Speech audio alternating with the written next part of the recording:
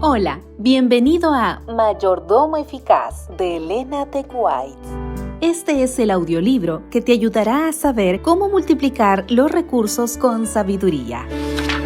Tema 41. Métodos populares de incentivo. En nuestros días vemos que las iglesias estimulan las comilonas, la glotonería y la disposición por medio de comidas, ferias, bailes, festivales, establecidos con el propósito de reunir fondos para la tesorería de la iglesia. Este es un método inventado por mentes carnales para conseguir recursos sin realizar sacrificios. Este ejemplo impresiona a las mentes juveniles. Ven que las loterías, las ferias y los juegos de azar son aprobados por la iglesia y piensan que hay algo fascinador en ese modo de obtener recursos. El joven es rodeado por las tentaciones. Entra a la galería de juegos de bolos, al salón donde se practican juegos de azar, para ver de qué se trata. Ve el dinero que recibe el ganador. Eso le parece interesante. Parece una forma más fácil de obtener dinero que mediante el trabajo honrado, que requiere energía perseverante y economía estricta. Piensa que eso no puede causar daño alguno, porque juegos similares han sido utilizados para obtener recursos para beneficio de la iglesia. Entonces, ¿por qué él no podría ayudarse en la misma forma? Posee un poco de dinero y se arriesga a invertirlo pensando que le proporcionará una gran suma. Sea que gane o pierda, ha iniciado el camino descendente que lo llevará a la ruina. Pero fue el ejemplo de la iglesia el que lo indujo a aventurarse por el falso camino. Ofrendas y cojas enfermas. Alejémonos de todas estas corrupciones, disipaciones y festivales practicados en iglesia y que ejercen una influencia desmoralizadora sobre jóvenes y adultos. No tenemos derecho de encubrirlo con una capa de santidad, porque los recursos obtenidos hayan de emplearse para beneficio de la iglesia. Tales ofrendas son cojas y enfermas y llevan a la maldición de Dios. Son el precio de las almas. Aunque desde el púlpito se patrocinen los festivales, los bailes, las loterías, las ferias y las comilonas abundantes para obtener recursos para la iglesia, nosotros no debemos participar en ninguna de estas cosas, porque si lo hacemos, experimentaremos el desagrado de Dios. No debemos proponernos estimular la concupiscencia del apetito o recurrir a los entretenimientos carnales para persuadir a los seguidores profesos de Cristo a darles de los recursos que Dios les ha concedido. Si no dan voluntariamente por amor a Cristo, la ofrenda en ningún caso será aceptable para Dios. Caracteres arruinados. La muerte, vestida con la librea del cielo, acecha en los caminos que recorren los jóvenes. El pecado está siendo recubierto por la santidad de la iglesia. Estas diversas formas de diversión que se practican en las iglesias en nuestros días han arruinado a miles que, si no hubiera sido por ellas, habrían podido permanecer firmes y llegar a ser fieles seguidores de Cristo. Estos festivales de moda de las iglesias y estas representaciones teatrales han hecho naufragar el carácter de muchos y miles serán destruidos. Sin embargo, la gente no se percatará del peligro ni de la terrible influencia ejercida. Muchos hombres y mujeres jóvenes han perdido sus almas a causa de esas influencias corruptoras. Cuando se da por razones egoístas.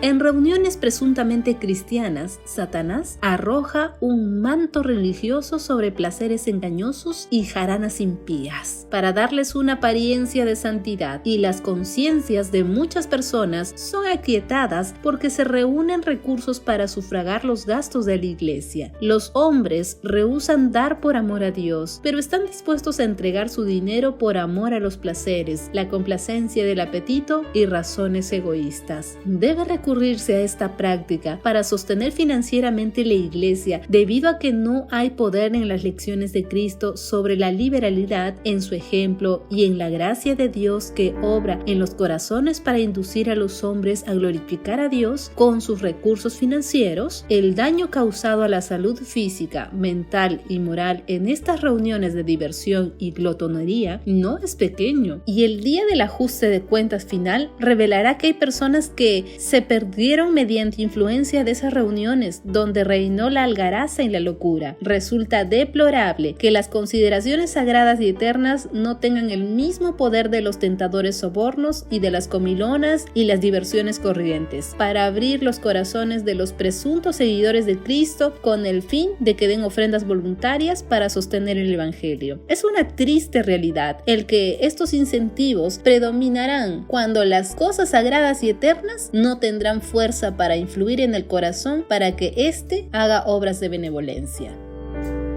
Moisés no instituyó el juego de la lotería.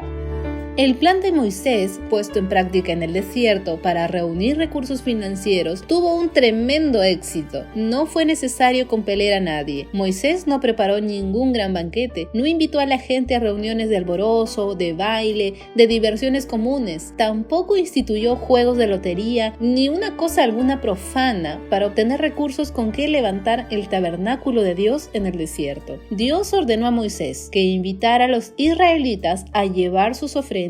Moisés debía aceptar los donativos de cada persona que diera voluntariamente, con sinceridad de corazón. Esas ofrendas voluntarias llegaron en tanta abundancia que Moisés tuvo que decir que no llevaran más. No debían llevar más donativos porque habían dado abundantemente, más de lo que se necesitaba. Las tentaciones de Satanás vencen a los supuestos seguidores de Cristo en lo que se refiere a la complacencia del placer y el apetito. Disfrazado de ángel de luz, citará las escrituras para justificar las tentaciones que coloca delante de los hombres para que complazcan el apetito y se dediquen a placeres mundanos que satisfacen el corazón carnal. Presuntos seguidores de Cristo son débiles en fuerza moral y quedan fascinados por el soborno que Satanás les ofrece y así éste gana la victoria. ¿Cómo considera Dios las iglesias que se sostienen recurriendo a tales métodos? Cristo no puede aceptar esas ofrendas porque no son dadas por amor y devoción a Él, sino que son promovidas por la idolatría del yo. Esto se debe a que lo que muchos no harían por amor a Cristo, lo hacen por amor a los manjares exquisitos que gratifican el apetito y por amor a las diversiones mundanales que complacen el corazón carnal.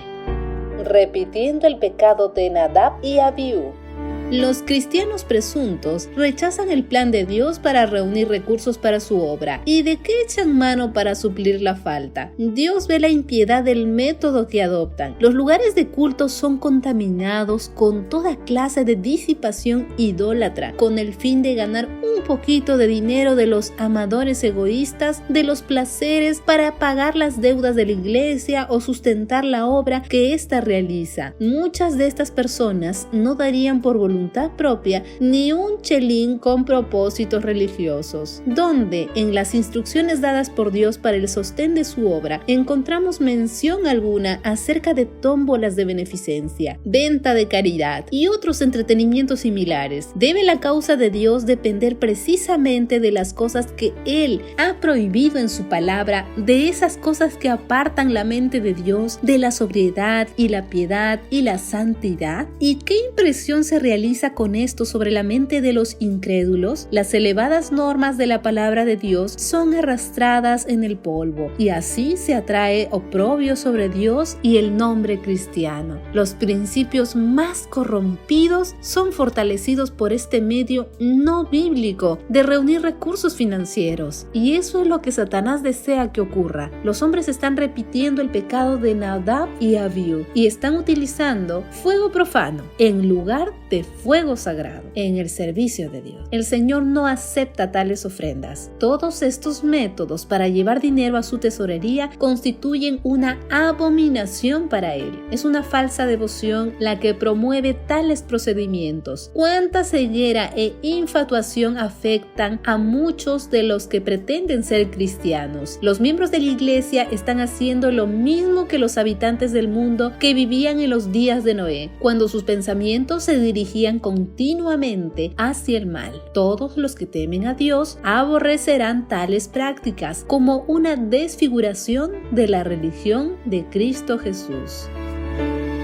liberalidad sin profundidad de principios. El ministro puede ser muy apreciado por algún hombre acaudalado y como resultado, este puede ser muy dadivoso con él. Esto complace al ministro y él a su vez amontona alabanzas sobre la dadivosidad del donante. Su nombre puede aparecer impreso y sin embargo, ese donante generoso puede ser completamente indigno del elogio que se le tributa. Su dadivosidad no nace de sus principios profundos y dinámicos que lo impulsan a hacer el bien con sus recursos y a promover la causa de Dios porque él aprecia. En cambio, da movido por motivos egoístas y porque desea que se piense que él es generoso. Puede haber dado por impulso sin que su dadivosidad tenga la profundidad de los principios. Puede haber obrado escuchando una verdad conmovedora que en ese momento afloja las cuerdas de su bolsa, pero su generosidad carece de motivos profundos. Da en forma espasmódica, su bolsa se abre sin regularidad y se cierra herméticamente también en forma espasmódica. No merece alabanza alguna, porque en todo el sentido de la palabra es un hombre avaro, y a menos que se convierta cabalmente, incluyendo su bolsa, oirá la vergonzante acusación.